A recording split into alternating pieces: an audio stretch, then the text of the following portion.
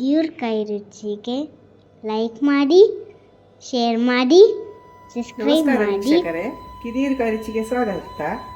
ಇಂದಿನ ನಾನು ಕೈ ರುಚಿಯಲ್ಲಿ ಪತ್ರೊಡೆ ಒಗ್ಗರಣೆ ಮಾಡ್ತಾ ಇದ್ದೇನೆ. ಕೆಸಿನ ಎಲೆಯದ್ದು ಪತ್ರೊಡೆ ಮಾಡಿ ಅದರ ಒಗ್ಗರಣೆ. ಅದಕ್ಕೆ ಈ ಕೆಸಿನ ಎಲೆ ನಾವು ಇದು ಕಷಿ ಅಲ್ಲ, ಕಾಟ್ ಹೇಳ್ತೇವೆ. ಅದು ಬಿಳಿ ಅದರದ್ದು ಕಾಂಡ ಎಲ್ಲ ಬಿಳಿ ಇರ್ತದೆ, ಕಪ್ಪು ಕಾಂಡ ಅಲ್ಲ, ಬಿಳಿ ಕಾಂಡದ ಎಲೆ. ಇದರಲ್ಲಿ ಒಂದು 25 ಎಲೆ ಜಾಸ್ತಿ ಇದ್ರೆ ಏನು ಜಾಸ್ತಿ ಹಾಕಿದ್ರು ಕೂಡ ರುಚಿ ಆಗ್ತದೆ. ನಾನೊಂದು 25 ಎಲೆ ತಗೊಂಡಿದ್ದೇನೆ. ಎಳೆಯ ಎಲೆ ಈ ಮಳೆಗಾಲದಲ್ಲಿ ನಮಗೆ ಆರಾಮಾಗಿ ಈ ಎಲೆಗಳೆಲ್ಲ ಸಿಗುತ್ತದೆ, ಅದು ತಗೊಂಡಿದ್ದೇನೆ. ಅದಕ್ಕೆ ಇದರಲ್ಲಿ 2 ಲೋಟ ಬೆಳ್ತಿಗೆ ಅಕ್ಕಿ, ದೋಸೆ ಅಕ್ಕಿ, ಅದೊಂದು ಅರ್ಧ ಗಂಟೆ ನೆನೆಸಿ ಈಗ ತೊಳೆದು ತಂದಿದ್ದೇನೆ. ಅರ್ಧ ಗಂಟೆ ನೆನೆದ್ರೆ ಆಯ್ತು. ಇದು ನಾವು ಗರಿಯಾಗಿ ತರಿಯಾಗಿ ಅರಿಬೇಕು, ರುಬ್ಬಬೇಕು. ಅದಕ್ಕೆ 2 ಚಮಚ ದೊಡ್ಡ ಚಮಚದಲ್ಲಿ ಕೊತ್ತಂಬರಿ ಬೀಜ, 1 ದೊಡ್ಡ ಚಮಚ ಉದ್ದಿನ ಬೇಳೆ, 1 ಚಮಚ ಜೀರಿಗೆ, 1 ಸಣ್ಣ ಚಮಚ ಮೆಂತ್ಯಕಾಳು, 3 ರಿಂದ 4 ಬ್ಯಾಡಗಿ ಮೆಣಸು. ಅದಕ್ಕೆ ಒಂದು ಇಡೀ ದೊಡ್ಡದಾದರೆ ಬೇಡ, ಸಣ್ಣ ತೆಂಗಿನಕಾಯಿ ಆದರೆ ಇಡೀ ತೆಂಗಿನಕಾಯಿ ತಗೊಂಡಿದ್ದೇನೆ ನಾನು, ಹಸಿ ತೆಂಗಿನಕಾಯಿ ತುರಿ. ಮತ್ತು ಹಳದಿ ಪೌಡರ್, ರುಚಿಗೆ ತಕ್ಕಷ್ಟು ಉಪ್ಪು. ಅದಕ್ಕೆ ಹುಳಿ ಸ್ವಲ್ಪ ಜಾಸ್ತಿನೇ ಬೇಕು, ಅದು ಸ್ವಲ್ಪ ನಾಲಿಗೆ ಕೆರಿತದಲ್ಲ ಅದಕ್ಕೆ. ಆಮೇಲೆ ಬೆಲ್ಲ, ನಿಮಗೆ ಬೆಲ್ಲ ಎಷ್ಟು ರುಚಿ ಬೇಕೋ ಅಷ್ಟು ಹೆಚ್ಚು ಜಾಸ್ತಿ ಕೂಡ ಹಾಕ್ಕೊಳ್ಬೋದು, ಇದಕ್ಕಿಂತ ಕಮ್ಮಿ ಕೂಡ ಹಾಕ್ಕೊಳ್ಬೋದು. ನಾನಿಷ್ಟು 1 ಬೌಲ್ ತಗೊಂಡಿದ್ದೆ, ಸಣ್ಣ ಬೌಲಲ್ಲಿ. ಅದಕ್ಕೆ ಈಗ ಒಗ್ಗರಣೆಗೆ ತೆಂಗಿನೆಣ್ಣೆ, ಹಸಿ ತೆಂಗಿನಕಾಯಿ, ಮತ್ತು ಸಾಸಿವೆ, ಜೀರಿಗೆ, ಉದ್ದಿನಬೇಳೆ, ಕರಿಬೇವಿನ ಎಲೆ, ಬಾಣಲೆಯಲ್ಲಿದೆ. ಅದಕ್ಕೆ ಉದ್ದಿನಬೇಳೆ,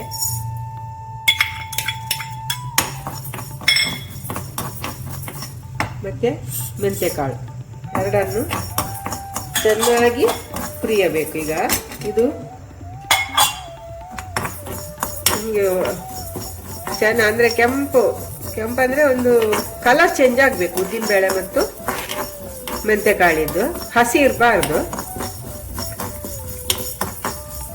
ಅದು ನಮಗೆ ಈಗ ಹುರಿಯುವಾಗಲೇ ಗೊತ್ತಾಗ್ತದೆ, ಒಳ್ಳೆ ಪರಿಮಳ ಬರ್ತದೆ ಉದ್ದಿನಬೇಳೆ ಮತ್ತು ಮೆಂತ್ಯಕಾಳಿದ್ದು. ಅಷ್ಟಾದರೆ ಸಾಕು ನೋಡಿ, ಇಷ್ಟು ಹುರಿದ್ರೆ ಸಾಕು ಮೆಂತ್ಯಕಾಳು ಮತ್ತು ಉದ್ದಿನಬೇಳೆ. ಈಗ ಗ್ಯಾಸ್ ಬಂದ್ ಮಾಡ್ತೇನೆ. ಇದು ಸ್ವಲ್ಪ ಆಗಲಿ. ಈಗ ಅದು ಬಿಸಿ ಆದ ನಂತರ ಅದಕ್ಕೆ ಮೊದಲು ಈ ತೆಂಗಿನಕಾಯಿ,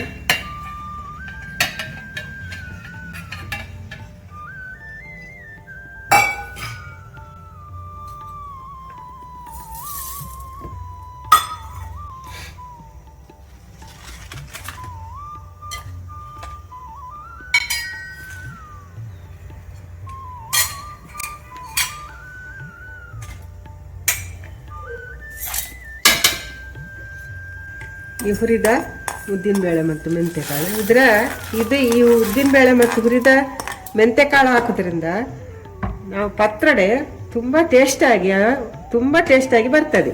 ಹಸಿ ಹಾಕೋದಕ್ಕಿಂತ ಹೀಗೆ ಹುರಿದು ಹಾಕಿದರೆ ತುಂಬ ರುಚಿ ಕೊಡ್ತದೆ ನಮಗೆ. ಈಗ ಸ್ವಲ್ಪ ನೀರು ಹಾಕ್ಕೊಂಡು ರುಬ್ಬುವ. ಆಮೇಲೆ ಇದು ಸ್ವಲ್ಪ ಒಳ್ಳೆಯ ನೈಸಾದ ನಂತರ ಆಮೇಲೆ ಅಕ್ಕಿ ಹಾಕೊಳ್ಳುವ. ನೋಡಿ, ಈ ಥರ ಹೀಗಾಗಿ ಚೆನ್ನಾಗಿ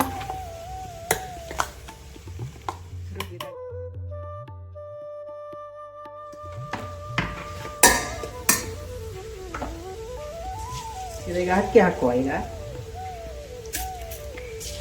ಇದು ಜಾಸ್ತಿ ನೀರು ಹಾಕಬಾರ್ದು. ಅಕ್ಕಿ ನಾವು ತರಿಯಾಗಿ ಅರಿಬೇಕು, ಹಾಗೂ ಜಾಸ್ತಿ ನೀರು ಹಾಕಬಾರ್ದು. ಎಷ್ಟು ಕಮ್ಮಿ ನೀರು ಹಾಕಿ ಅರಿದ್ರೂ ಆಗ್ತದೆ. ಸ್ವಲ್ಪ ಬೆಲ್ಲ ಕೂಡ ಹಾಕ್ತೇನೆ ಈ ಟೈಮಲ್ಲಿ.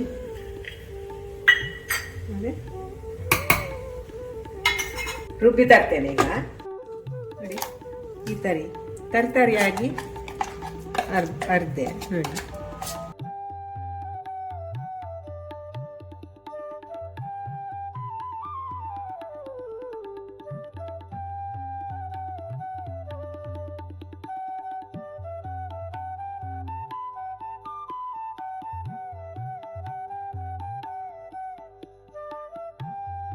ಈಗ ಇದು ಸ್ವಲ್ಪ ಬಾಳೆ ಎಲೆ ತಗೊಂಡಿದ್ದೇನೆ.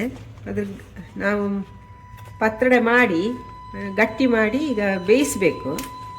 ಅದಕ್ಕೆ ಈಗ ಈ ರೀತಿ ಎಲೆಯನ್ನು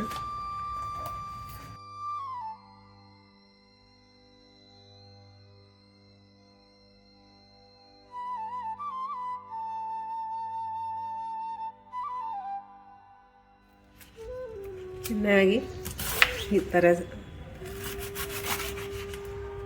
ಎಲೆಗಳನ್ನೆಲ್ಲ ಈ ರೀತಿ ಕಟ್ ಮಾಡಬೇಕು.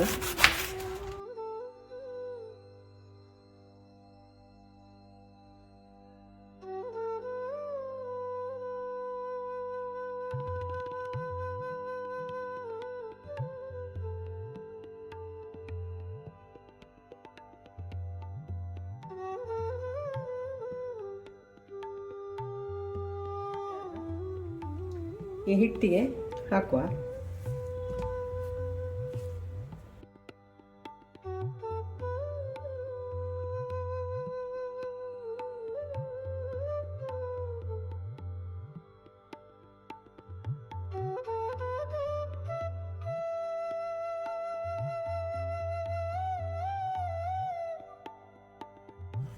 ನೋಡಿ ಈ ಥರ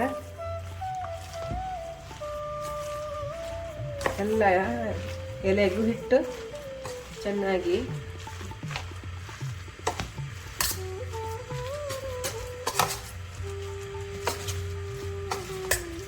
ಈ ಥರ ಮಾಡಬೇಕು. ಈಗ ಒಂದು ಇಡ್ಲಿ ಪಾತ್ರೆಯನ್ನು ಇಟ್ಟಿದ್ದೇನೆ, ಅದಕ್ಕೆ ಸ್ವಲ್ಪ ನೀರು ಹಾಕ್ತೇನೆ.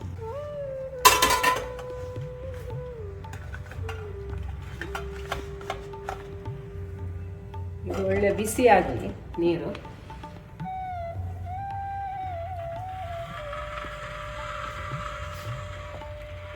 ಒಂದು ಬಾಳೆ ಎಲೆ ತಗೊಂಡೆ.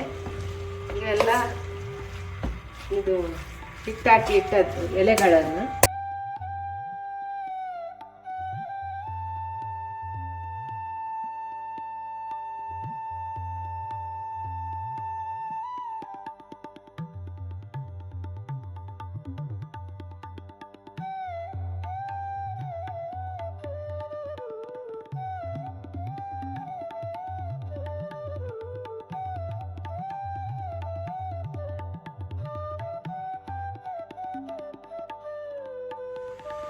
ಎಲೆ ಇಲ್ಲದಿದ್ದರೆ ಬಾಳೆ ಎಲೆ ಇಲ್ಲದಿದ್ರು ಹಾಗೆ ಕೂಡ ಇಡ್ಲಿ ಪಾತ್ರೆಯಲ್ಲಿ ಈಗ ಥರ ಉಂಡೆ ಮಾಡಿ ದೂರ ದೂರ ಬೇಯಲಿಕ್ಕೆ ಇಟ್ಟರೆ ಆ ಕಡೆ ಏನಾಗೋದಿಲ್ಲ. ಹೀಗೆ ಮಾಡಿ ನಾವು ಈ ಥರ ಒಂದೊಂದೇ ಉಂಡೆ ಮಾಡಿ ಹೀಗೆ ಇದ್ರ ಹಾಗೆ ಬೇಯಿಸ್ಬೋದು. ಈ ಥರ ಆಯಿತು ನೋಡಿ. ಗಟ್ಟಿ ಎಲ್ಲ ಇಟ್ಟು ಒಂದು ಅರ್ಧ ಗಂಟೆ ಇದು ಬೇಯಬೇಕೀಗ. ದೊಡ್ಡ ಉರಿಯಲ್ಲೇ ಬೇಯಲಿ. ಈಗ ಅರ್ಧ ಗಂಟೆ ಆಯಿತು, ಸಾಕು.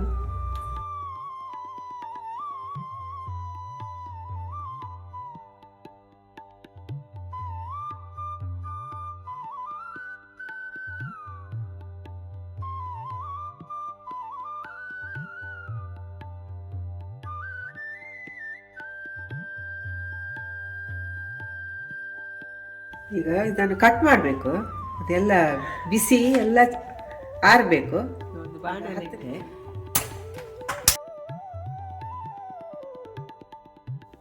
ಸ್ವಲ್ಪ ಎಣ್ಣೆ ಹಾಕುವ.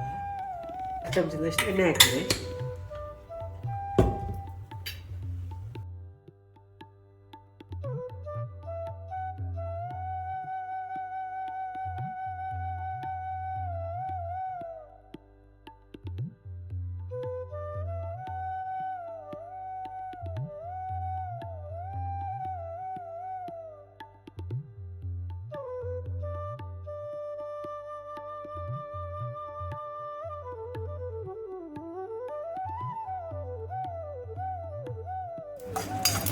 ತೆಂಗಿನಕಾಯಿ ಹಾಕುವ.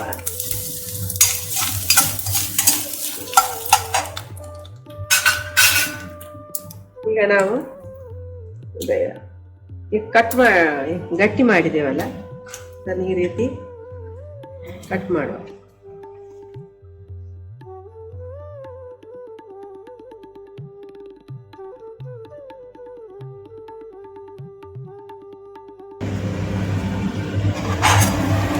ಕಟ್ ಮಾಡಿದ್ದನ್ನು ಹಾಕ್ತೇವೆ.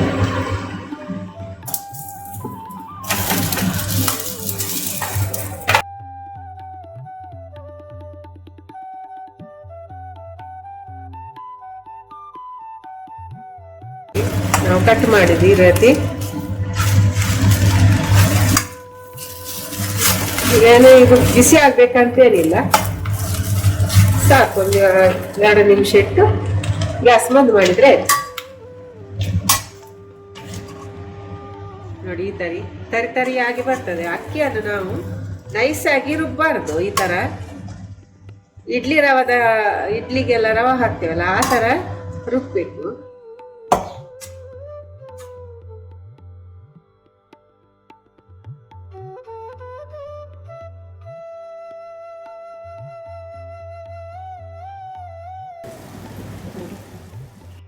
ರುಚಿಯಾದ ಬಿಸಿ ಬಿಸಿಯಾದ ಕೆಸುವಿನ ಎಲೆ ಪತ್ರೊಡೆ ಎದ್ದು ಒಗ್ಗರಣೆ ಹಾಕಿದ್ದು ನೋಡಿ, ಈ ತರ. ಹೇಗೆ ನೀವು ಮನೆಯಲ್ಲಿ ಮಾಡಿ ಹೇಗೆ ಆಗಿದೆ ಅಂತ ಕಮೆಂಟ್ ಮೂಲಕ ತಿಳಿಸಿ.